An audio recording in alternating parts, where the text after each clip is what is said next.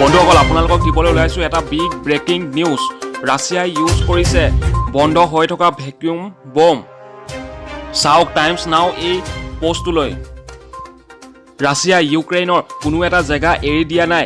এতিয়া দেখা গৈছে যে মানুহৰ ঘৰতো তেওঁলোকে বম ফুটাবলৈ আৰম্ভ কৰিছে। আৰু কিমান শক্তিশালী এই ভেকুৱাম বম আহক জানো তাৰ বিষয়ে।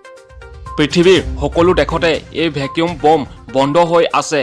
এই ভেকুৱাম বম ইমানেই শক্তিশালী যে 5 মিটাৰ দূৰলৈকে কোনোবা মানুহ থাকিলে সেই মানুহজনৰ শৰীৰৰ ভিতৰৰ সকলোবোৰ অংগ জ্বলি শেষ হৈ যায়।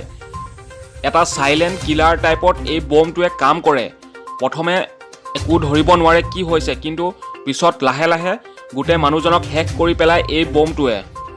আৰু ইতিমধ্যে হোৱাইট হাউচত ভেকুৱাম বমৰ কথা উল্লেখ কৰিছে। আৰু যদি সঁচাকৈ ৰাছিয়াই এই বম ইউজ কৰিছে জনসাধাৰণৰ ওপৰত, তেনেহ'লে এই পৰিণতি ৰাছিয়াই ভোগ কৰিব লাগিব বুলি হোৱাইট হাউচত উল্লেখ কৰিছে। ৰাছিয়া ইউক্ৰেইনৰ মাজৰ এই যুদ্ধ কেতিয়া শেষ হ'ব কোনেও ক'ব নোৱাৰে। ৰাছিয়াই আচলতে ইউক্ৰেইনৰ পৰা বিচাৰিছে কি? ৰাছিয়াই ইউক্ৰেইনৰ পৰা এটাই বিচাৰিছে যে তেওঁলোকে লিখিতভাৱে নাটোত জইন নকৰোঁ বুলি উল্লেখ যাতে কৰে ইউক্ৰেইনে। অকল সেয়াই বিচাৰিছে ৰাছিয়াই তেওঁলোকৰ পৰা। ইউক্ৰেইনেও এই যুদ্ধ ইমান সহজতে হাৰ মানি নলয়। আৰু এতিয়া সকলো চিভিলিয়ানে নিজৰ হাতত অস্ত্ৰ তুলি লৈ তেওঁলোকৰ ওপৰত যি বৰ্বৰ আক্ৰমণ হৈ আছে সেই উত্তৰ তেওঁলোকে দি আছে।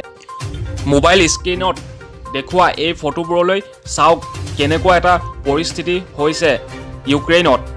সঁচাকৈ দেখিয়ে বেয়া লাগিছে। 1 লাখতকৈ অধিক ইউক্ৰেইনিয়ান এতিয়া দেশ এৰি যাবলগীয়া হৈছে বেলেগ দেশলৈ। চাওক ৰাছিয়াই একো বাকী দিয়া নাই। চবতে যিমান পাৰে সিমান তাহাঁতি আক্ৰমণ কৰি গৈ আছে। বুকু কঁপি উঠা দৃশ্য চাওক কেনেকৈ মানুহবোৰে পলাব ধৰিছে।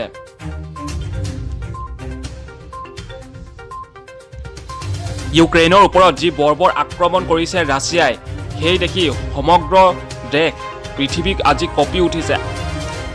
চাওক এখন জিমৰ ভিতৰৰ দৃশ্য, কিমান যে ভয়ানক দৃশ্য আমি দেখিবলৈ পাইছোঁ মোবাইল স্ক্ৰীণত। সঁচাকৈ আমি দেখিয়ে ভয় লাগিছে।